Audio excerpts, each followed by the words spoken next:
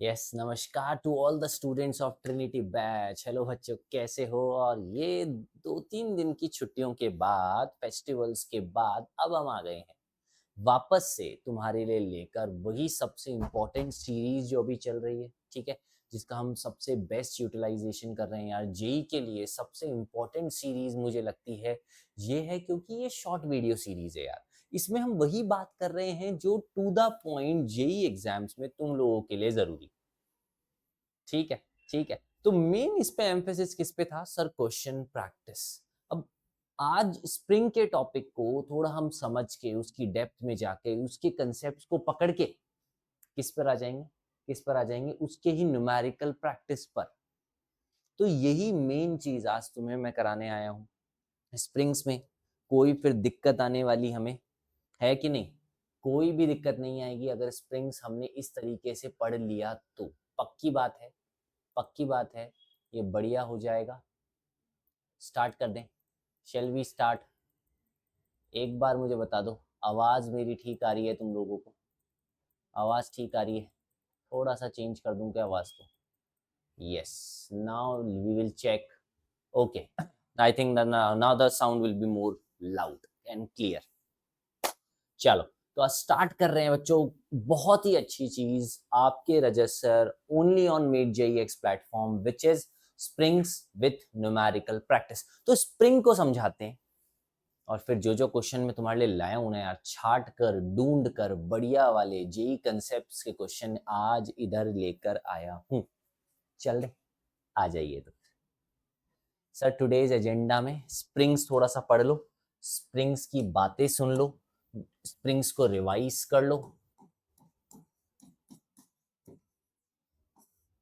Sir ये क्या होता है? स्ट्रक्चर है ना यार, एक हेलिकल स्ट्रक्चर नहीं है क्या स्प्रिंग?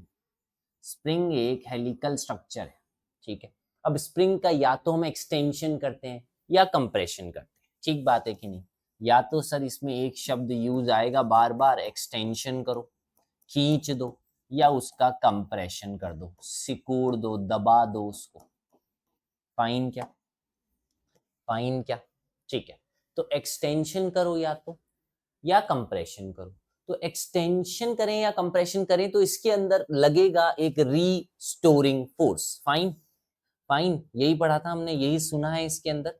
सर लेट्स से ये एक स्प्रिंग है और ये एक एम मास है जो इस पे अटैच्ड है, ठीक है। ये अभी इसकी नेचुरल लेंथ है, कोई भी एक्सटेंशन नहीं है, नेचुरल है। अब आपने सर खींच दिया, ओके, तब क्या हुआ?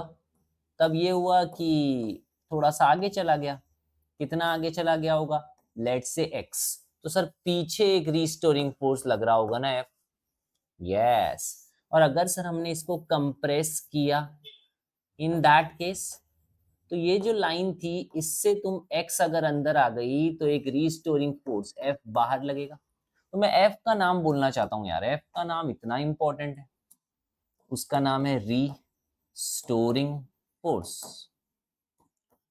रीस्टोरिंग फोर्स लगता है बच्चों स्प्रिंग्स में। मेन बात यह है, स्प्रिंग्स में रीस्टोरिंग फोर्स लगता है, ठीक है। अब सर उस रीस्टोरिंग फोर्स का कोई वैल्यू होता है? तो yes, there is a law ना, पढ़ा है ना? कौन सा लॉ? सर हुक्स लॉ पढ़ा है हमने। क्या कहता था सर? ये कहता था कि एफ जो है ना, रीस्टोरिंग फोर्स, वो डायरेक्टली प्रोपोर्शनल है एक्स के। हाँ, जितना ज्यादा एक्स होगा, जितना ज्यादा कंप्रेशन होगा या जितना ज्यादा एक्सटेंशन होगा, उतना ही ज्यादा रीस्टोरिंग फोर्स लगेगा।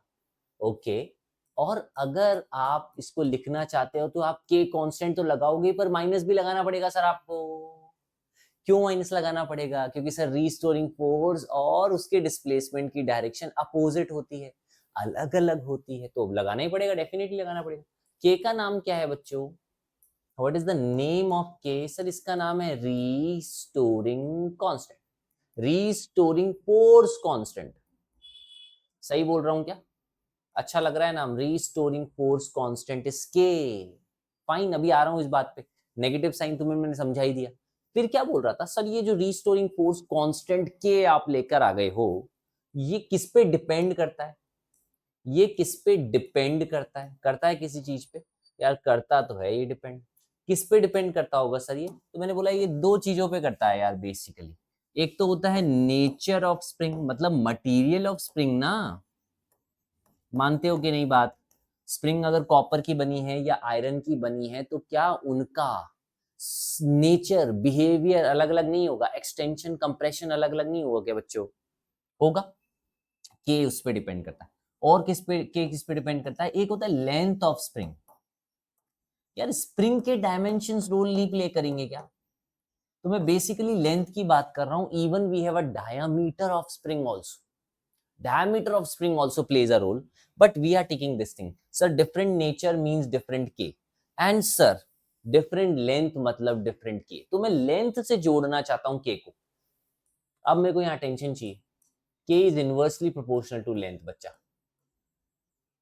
मतलब कि लेंथ अगर ज्यादा हो तो k कम होगा, लेंथ अगर ज्यादा हो तो k कम होगा। अब k अगर कम होगा तो खींचेगा कम।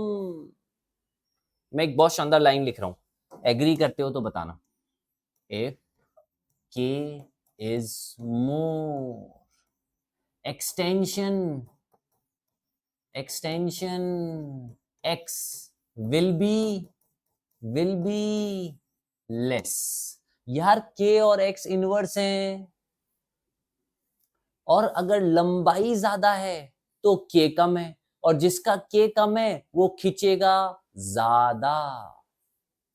तो तुम्हें ऐसी स्प्रिंग चाहिए जो कम खींचे तो उसका स्प्रिंग कांस्टेंट ज्यादा रखना, और तुम्हें ऐसी अगर स्प्रिंग चाहिए जो कि ज्यादा खींचे तो उसका स्प्रिंग कांस्टेंट कम रखना। अगर तुम एक बंजी जंपिंग में स्प्रिंग को यूज करना चाहते हो तो उसका के कम रखना, ताकि उसका कंप्रेशन और एक्सटेंशन ज्यादा हो।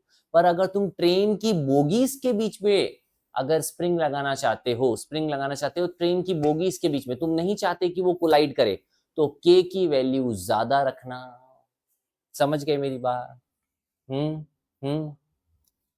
देखो आसान बातें की अब तक, सारी बातें आसान की है, कुछ भी ऐसा टफ नहीं पढ़ा है। क्या क्या बोला सर? अगर ऐसा होता है ना कंप्रेशन या एक्सपेंशन, तो हुक्स लॉ लगता है, F प्रोपोर्शनल टू x आप बोलते हो, F is equals to minus K X आप बोलते हो। तो जो k है वो दो चीजों पे डिपेंड करता है, नेचर ऑफ स्प्रिंग पे और लेंथ ऑफ स्प्रिंग पे। फाइन, चलो मैं मानता भी हूँ लेंथ ऑफ स्प्रिंग पे करता होगा, नेचर ऑफ स्प्रिंग पे करता होगा, पर फिर ये जो के है वो इनवर्सली प्रोपोर्शनल है लेंथ के। लेंथ अगर ज्यादा हुई तो के कम हो जाएगा, ये एक मैंने बता दिया। और अगर स्टील की बनी हुई है, कॉपर की बनी हुई है, तो के अलग अलग होगा। Good to go. चलूं आगे, और कुछ बताना चाहिए क्या मुझे स्प्रिंग के अंदर? स्प्रिंग के अंदर कुछ और बताना चाहिए क्या? चलो एक बात और टच करता हूँ, फिर मैं आगे लेता हूँ तुम्हारे को। मान लो बच्चों, मैं अगर तुम्हारे को दे दूं एक स्प्रिंग और ऐसे एक मास अटैच कर दूं, और पूछूं कि यार स्प्रिंग में रीस्टोरिंग फोर्स कितना आ रहा है, तो ये तो मानोगे ना, यहाँ जो भी नीचे जो खिंच रहा है ये mg, और इसमें पीछे जो भी रीस्टोरिंग फोर्स आ रहा है F, वो बराबर तो बच्चों टेंशन के ही होगा ना। ये याद करोगे कि नहीं करोगे ये बात?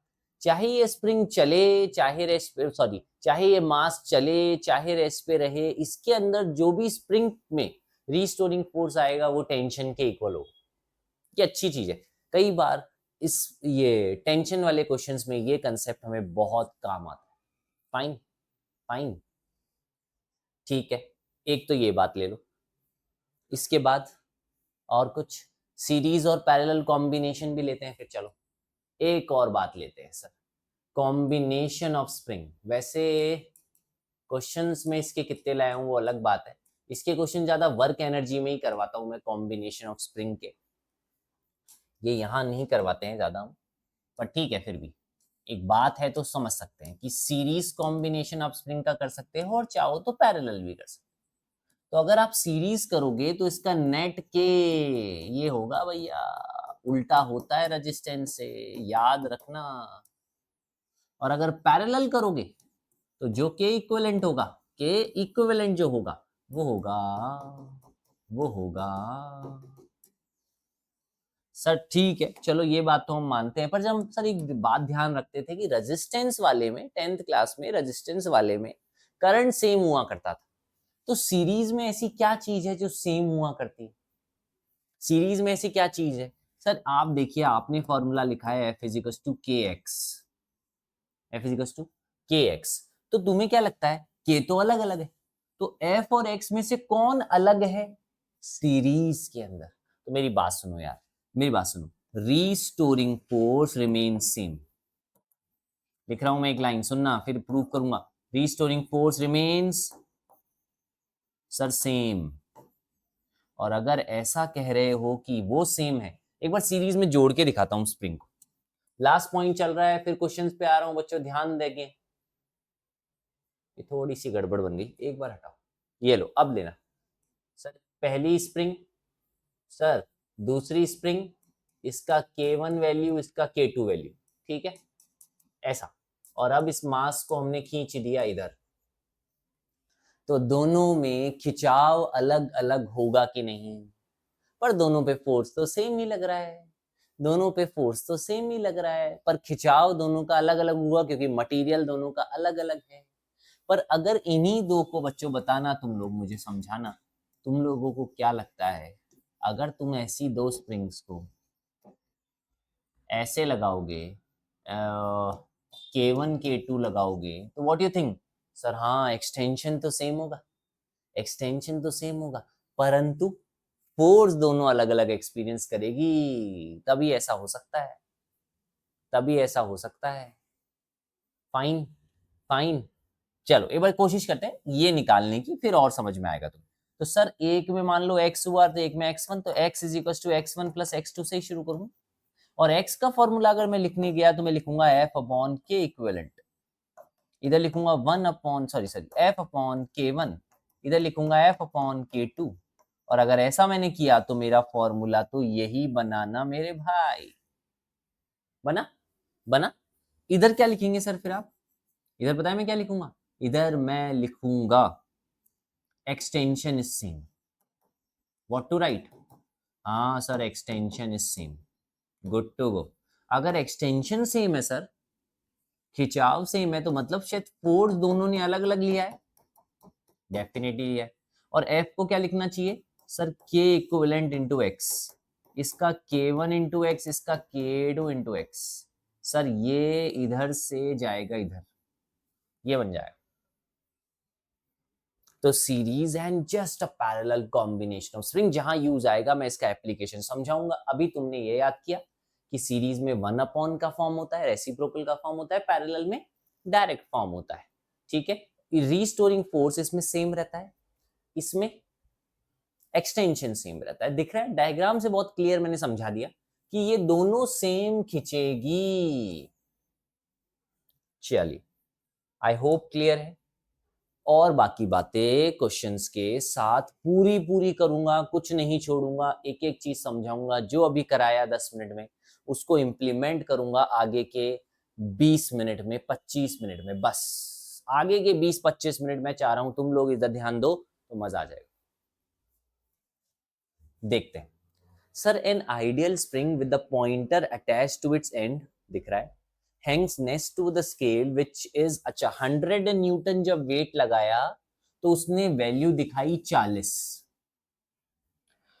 फिर मैंने जब 200 न्यूटन वेट लगाया तो इस पॉइंटर ने रीडिंग दिखाई ज्यादा। सही बात है, ज्यादा ही दिखानी चाहिए, थोड़ी सी तो बढ़ जाना चाहिए ना, 40 से 60। अब मैंने कोई वेट x लगाया तो इसने रीडिंग दिखाई 30। अच्छा वो x की वैल्यू ही निकालो, वो वेट की वैल्यू ही निकालो। अब ये सब्जेक्टिव टाइप है तो ऑप्शन तो नहीं दूंगा, डायरेक्ट कोशिश करते हैं वैल्यू सेम मैच करती है क्या। चलिए सर, तो एक बात बताओ, मैंने लिखा f इज इक्वल्स टू के एक्स, है ना, माइनस भी लगाया, कोई ऐसी बड़ी बात नहीं है, माइनस तो सिर्फ ये शो करता है साइन, मैं मैग्नीट्यूड की बात कर रहा हूं। अब मैं कहना चाहता हूं ये फॉर्मूले में कुछ कमी है क्या? हाँ, तो क्या हो सकता है, जरूरी नहीं है कि ये पॉइंटर शुरुआत में ही 0 से शुरू करे, ऐसा जरूरी है क्या? क्या पता spring over a period of time के कारण इसमें एरर आ गई हो, इसमें कुछ ना कुछ मिस्टेक हो गई हो, इसमें कुछ इनकरेक्शन हो गया हो, तो डेफिनेटली ये 0 से शुरू नहीं करेगा, तो कहीं से तो शुरू करेगा आगे से। तो क्या फॉर्मूला ये नहीं होना चाहिए क्या? ये मुझे कौन जवाब दे रहा है?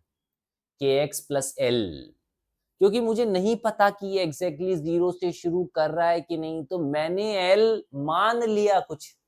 0 होगा तो बहुत अच्छी बात है, एकदम आइडियल अच्छी स्प्रिंग होगी, नया नया इंस्ट्रूमेंट होगा, पर अगर पुराना निकला तो चले चले अब इस पे।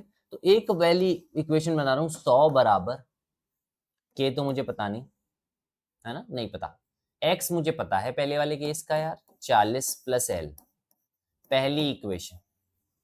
दूसरी इक्वेशन बनाऊंगा सर 200 बराबर के इंटू 60 प्लस एल। ये देखो दो इक्वेशन बना दी। तीसरी भी बना देता हूं ताकि मुझे क्या निकालना है वो मुझे बड़ा क्लियर हो जाए। सर तीसरी में आप चाहते हो कि x बराबर के इंटू 30 है ना, हाँ, प्लस एल। अब मेरे को ध्यान सारा x पे है, मेरा x मुझे निकालना है, तो मुझे k और l चाहिए। कौन देगा सर? ये पहली दो इक्वेशन क्या करेगी फिर? ये तो मुझे k और l की वैल्यू ही तो देने आई है। अब मैं इनको चाहे सब्स्टिट्यूशन करूं चाहे एलिमिनेशन करूं, whatever I want I can do and find out the value. बच्चों do and find out the value कैसे कर सकते हो? जवाब मुझे दे दो। नहीं, नहीं, या हाँ? शुरू करूं 1 और 2 को सॉल्व कर दूं? क्या करवा रहे हो, एलिमिनेशन करवा रहे हो मुझसे? करवा दो, चलो एलिमिनेशन करवा दो। तो -100 बराबर माइनस का 20 के, फाइन। के की वैल्यू मेरे हिसाब से आ रही है 5। अब के की वैल्यू को मैंने फर्स्ट इक्वेशन में रख दिया, तो what I am getting is 100 equals to 5 into 40, 200। ये क्या हुआ? ठीक किया है क्या मैंने? माइनस माइनस माइनस,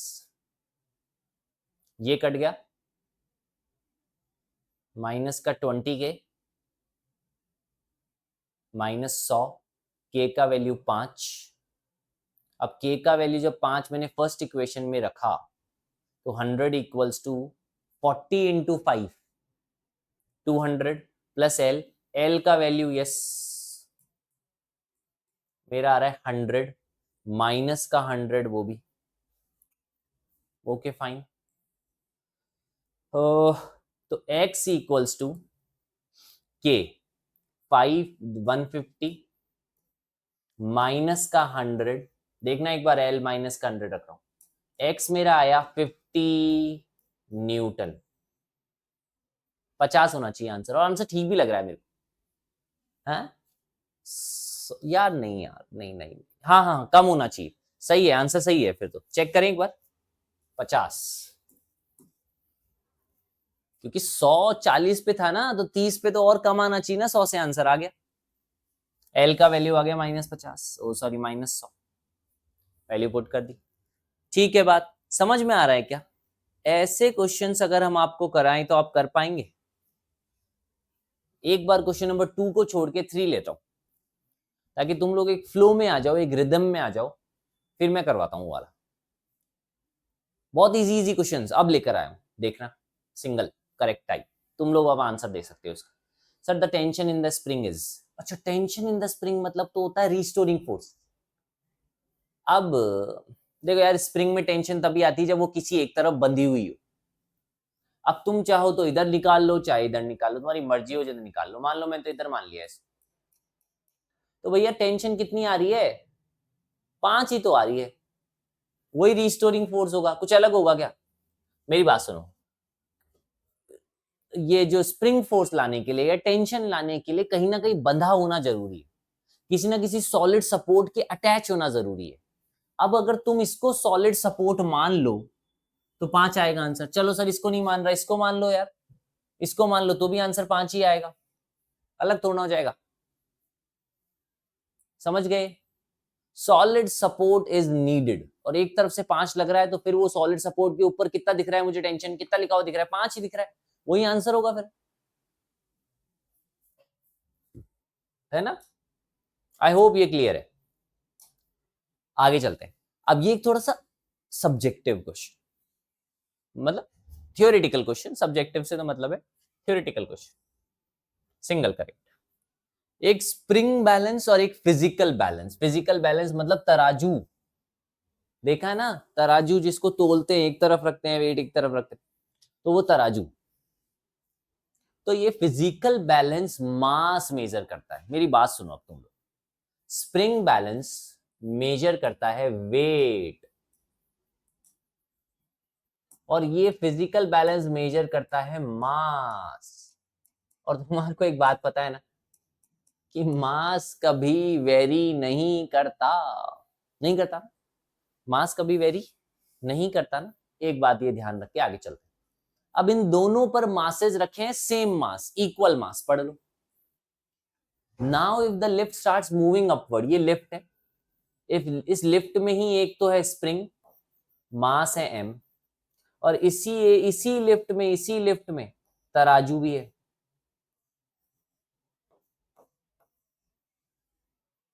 दोनों ऊपर चल रही, ये दोनों लिफ्ट ऊपर चल रही।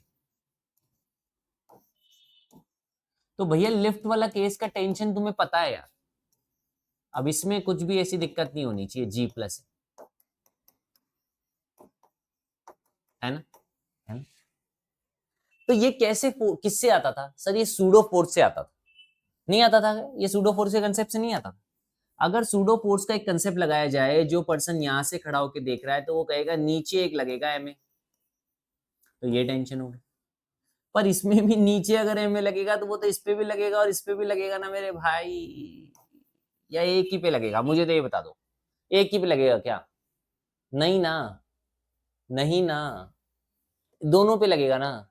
तो दोनों पे लगेगा तो ओवरऑल तो कोई भी फर्क नहीं डाला ना, फिर तो रीडिंग पे क्या ही फर्क आया? ये तो पहले भी बीच में ही दिखा रहा था, अभी भी बीच में ही दिखाएगा। पर ये इस पे आपने नीचे की तरफ एक फोर्स लगा दिया तो जो जो भी पहले की रीडिंग थी उससे बढ़ गई। जब लिफ्ट नहीं चल रही थी तो टेंशन कितनी थी यार? mg, बोलो समझ में आया कि नहीं? पर जब लिफ्ट ऊपर चलने लगी तो टेंशन कितनी हो गई? mg प्लस ma, तो बढ़ गई ना। तो the reading of spring balance increase, ये भी ठीक है। पर फिजिकल पोजीशन डिस्टर्ब होगी? डिस्टर्ब नहीं होगी।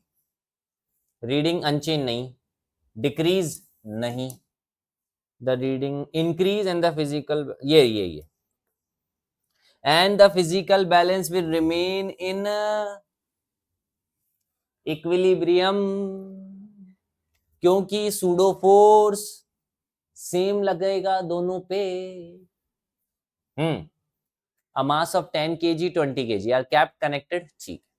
the force of 200 newton, okay, 20 kg पे at the instant shown the 10 kg mass has acceleration, ठीक।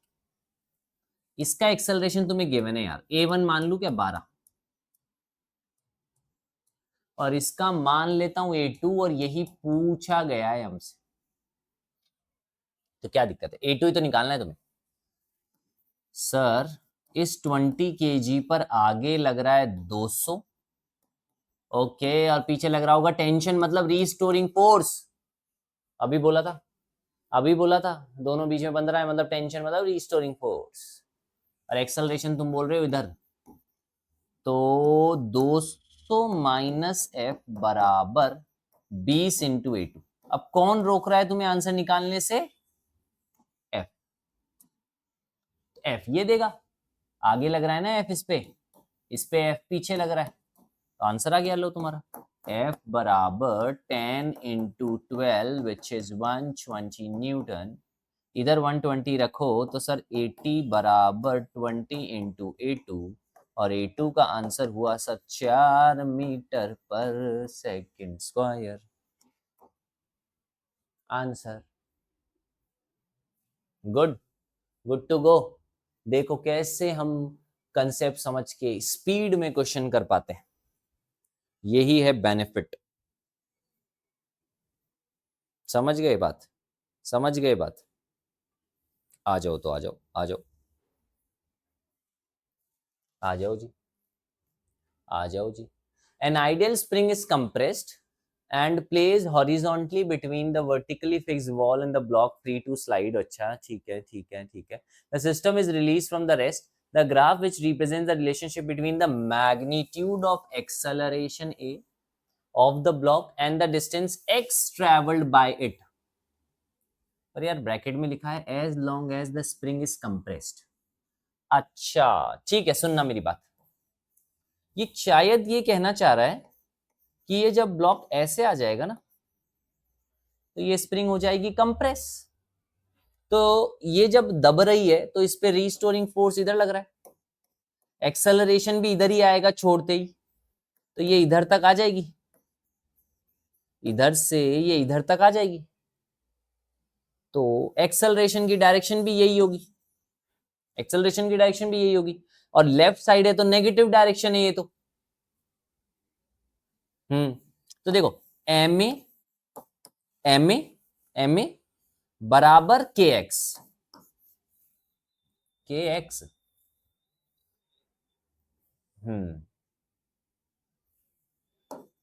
के एक्स, तो ग्राफ हो गया straight line.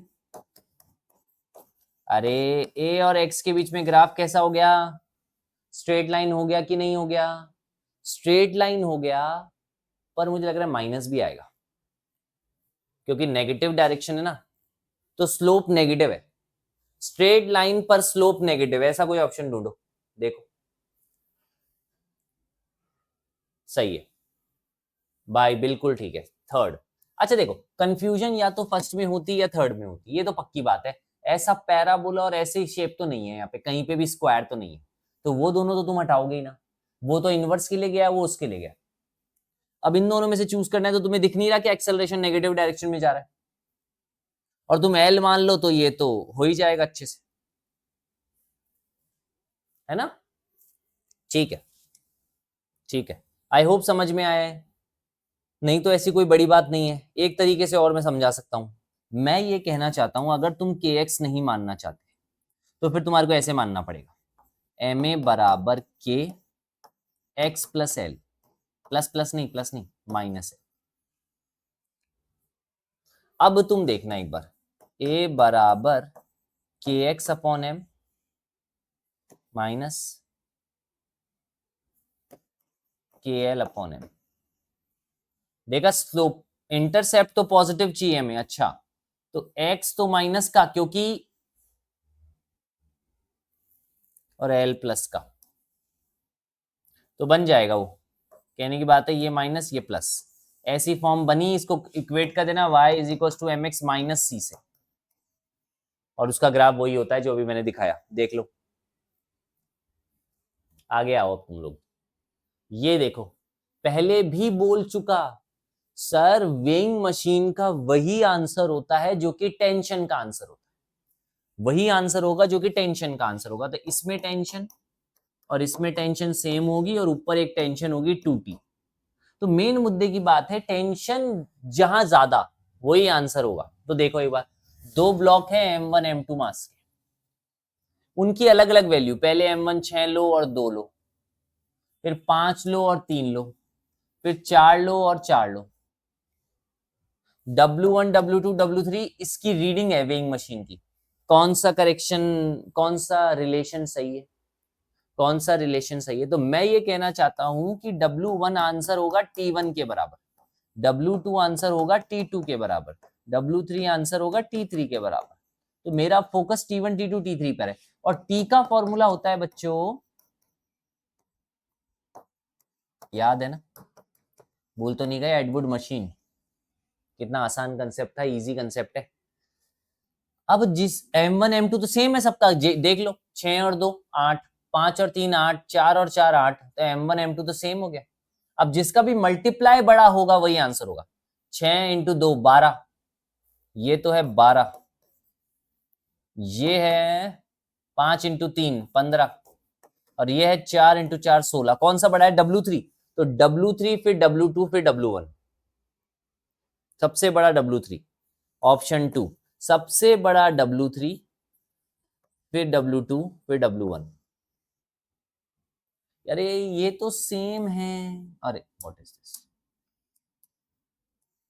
This is same for all, but product plays a role, product is more in the case of third, fine, आगे चलूं, चल गया, कोई दिक्कत की बात नहीं है ना, ये M है ये 2M है, स्प्रिंग स्प्रिंग स्प्रिंग अटैच्ड, क्या चाहते हैं, पढ़ते हैं एक बार क्वेश्चन तो पढ़ते हैं यार, कनेक्टेड है, ठीक है। A is held and B is in the, ठीक है। Now A is release the acceleration of A just after the instant, देखो जस्ट रिलीज किया है, जस्ट रिलीज। तो कहने की बात यह है, ये जो m मास है इस पे नीचे लगेगा mg, ऊपर लगेगा f, या टेंशन कह दूं या f कह दूं, एक ही बात है, और नीचे आएगा एक्सेलरेशन जिसकी वैल्यू है a। ये देखो नेक्स्ट केस में a स्टैटिक है और b को रिलीज किया है, तो b पे नीचे लग रहा है 2mg, ऊपर अगेन लग रहा है f। अब सुनो, अगर ये स्टेशनरी है तो इसका f कितना होगा, 2mg के इक्वल नहीं होगा। और जब ये चल रहा है, ये स्टेशनरी है, तो इसका टेंशन किसके इक्वल होगा, mg के। पर यहां मास 2m है, याद रखना। तो इसका एक्सेलरेशन कहां, इसका भी नीचे आया b। पढ़ो भाई, जब रिलीज किया तो ठीक है। अगर अब मैं वैल्यू निकालू a अपॉन b की, रेशियो की चाहिए इनको वैल्यू, a निकालता हूं पहले, mg माइनस 2mg बराबर m है। बताना a कितना आया, mg a आया, ये यहां से b कितना आएगा बताना सर, 2mb आपने लिखा था 2mb बराबर mg, कर दिया ना, 2mg माइनस mg।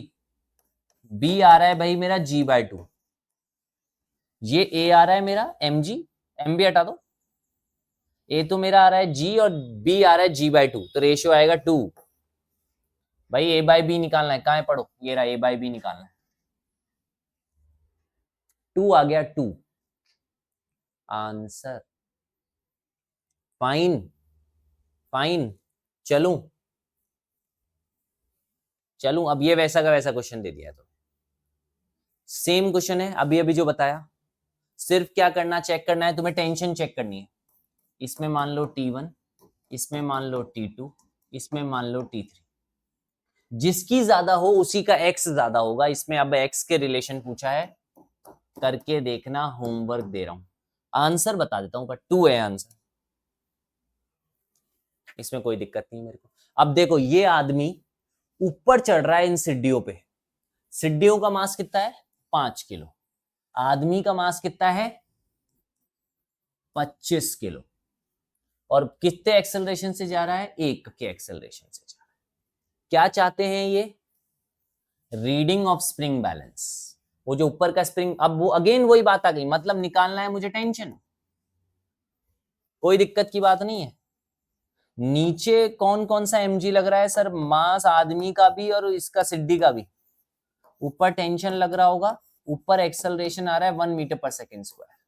तो कहां तुम्हारे को इक्वेशन बनाने में दिक्कत है, सेकेंड लॉ लगाने में दिक्कत है, t माइनस 25 प्लस 5 इंटू जी बराबर 25 इंटू 1। ध्यान रखना, इधर लैडर तो ना ऊपर जाती है, आदमी जा रहा है ऊपर, तो बस टी का आंसर बोलो चलो सर, 30 जी 25 25 25 प्लस 325 न्यूटन, चेक करो। अच्छा केजी में चाहिए, डिवाइड बाय 10, 32.5, इसको डिवाइड बाय 10 किया, 32.5 आंसर आ गया, मल्टीपल करेक्ट। ये 2 ब्लॉक्स हैं, इनको रखा ना तो ये भी कंप्रेस हो गई और वो भी कंप्रेस हो गई। क्वेश्चन कह रहा है देखो, if the block M1 and use compress दोनों स्प्रिंग, दोनों का स्प्रिंग कांस्टेंट अलग अलग, डिफरेंट है K1 K2। The left spring compress हुई, ये हुई 3 सेंटीमीटर से कंप्रेस लेफ्ट पर, ये इसका K तो पूछा ही है, और वो कितने से कंप्रेस हुई ये भी मुझे नहीं पता, X भी नहीं पता भाई, सब सरफेस स्मूथ है, फिक्स है, ये सब बात अच्छी बात। तो मैं तो FBD बनाऊं, फिर वैल्यूज निकाल लूं, जो अब इनके बीच में नॉर्मल रिएक्शन नहीं लगेगा एक दूसरे के ऊपर n। ठीक है, बड़े m के लिए बनाना एक बार सर, बड़े m पर एक तो लगेगा नॉर्मल रिएक्शन, एक लगेगा स्प्रिंग का kx 2 × 3, मतलब n का वैल्यू हो गया 6 न्यूटन। देखते हैं अभी कहाँ काम आता है। एक छोटे m को और कर लो फटाफट, फिर देख लेते हैं कुछ निकल रहा है क्या हमसे ढंग की चीज। सर इस पे n इधर लगाना, और स्प्रिंग कंप्रेस हुई है तो रीस्टोरिंग इधर लगाना, कितना kx। पढ़ो एक बार, दो block are use to compress two different massless spring, the left spring this right spring. चलो अब शुरू करते हैं। The force exerted on the block of mass छोटा m by the right spring is 6 newton. हाँ बताओ, वो n की वैल्यू 6 आई है, वो तो दोनों के लिए सेम है, तो kx की वैल्यू कितनी आई मेरी, फाइन, पहला सही है। The force exerted on the block of mass छोटा m by the right spring is impossible to determine, सही बात है। ये स्प्रिंग इसके टच में ही नहीं है, ये इसके टच में ही नहीं है, तो इम्पॉसिबल तो नहीं है डिटरमाइन करना। चलो एक बार ये वाले को रोक रहा हूं, इस पे चलो। The net force on the block of mass m is 0, सही है। kx की वैल्यू भी 6 है और इसकी वैल्यू भी 6 है, तो नेट 0 है, एफ नेट 0 है, सही है भाई। और the normal reaction exerted between this is 6, सही है, तो ये गलत है। इम्पॉसिबल तो नहीं है डिटरमाइन करना, आंसर इसका है 1 3 4, बहुत सही, ठीक है। तो स्प्रिंग का कंसेप्ट, स्प्रिंग के क्वेश्चंस, बेस्ट क्वेश्चन स्प्रिंग के कर लिए, उसका कंसेप्ट कर लिया, यही इसका इंपॉर्टेंट पार्ट है। फिर आगे चल रहे हैं ब्लॉक ओवर ब्लॉक की जो प्रॉब्लम्स है फ्रिक्शन की, उसको हम एनकाउंटर करते हैं। फिर चलते हैं यूनिफॉर्म सर्कुलर मोशन, मतलब डायनेमिक्स ऑफ सर्कुलर मोशन, और डायनेमिक्स ऑफ सर्कुलर मोशन के बाद हम वर्क पावर एनर्जी पे एंटर कर जाएंगे। 2 क्लासेस और लेंगे, एक तो ब्लॉक वाली और एक सर्कुलर मोशन वाली, फिर कंप्लीट होगा हमारा न्यूटन्स लॉ ऑफ मोशन, जो कि इतना इंपॉर्टेंट चैप्टर है कि 12 तक ये साथ देता है सभी concepts. Done, thank you everyone, bye bye, see you then.